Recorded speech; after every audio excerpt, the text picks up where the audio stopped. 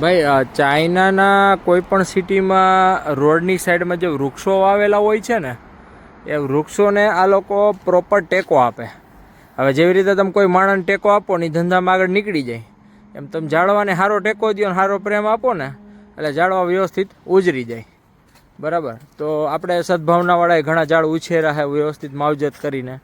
એ જ રીતે અહીંયા ચાઇનામાં જે લોકલ મ્યુનિસિપાલિટી હોય ને એ લોકો આ રીતે દરેક ઝાડને ટેકો આપી અને ઉછેર કરે, વ્યવસ્થિત એને પાણી આપે, પછી થોડું ઘણું ખડ થવા દે, પણ અહીં પછી માવાની પિચકારી ન મારી હોય એટલે ઝાડનું વ્યવસ્થિત મેન્ટેનન્સ થાય. અને જ્યાં ટેકો આપ્યો હોય ને ત્યાંય કાપડ માર્યું હોય. જો ઝાડવાનું ખોટું લાગે નહીં ને છાલને, લાગણી વૃક્ષો પ્રત્યે લાગણી. આપણે વાતું કરીને ટૂંકમાં આનંદ માનવાનો. અને આ ચાઇનીઝ લોકો હકીકતે નેચર પ્રત્યે બહુ સારો પ્રેમ રાખે. આપણે કોઈ સારા માણસને આ વાત સમજાય તો દેશમાં ફાયદો થાય.